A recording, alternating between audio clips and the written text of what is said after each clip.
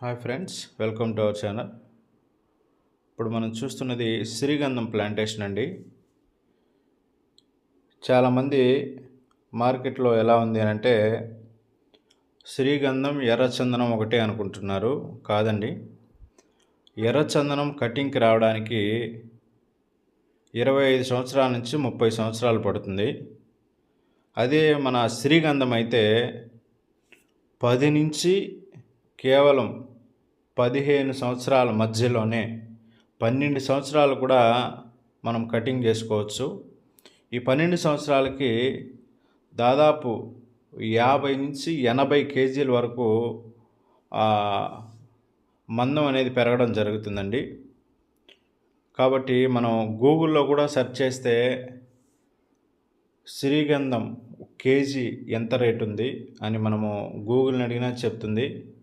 గమనించండి, ఎర్రచందనం వేరు, శ్రీగంధం వేరు.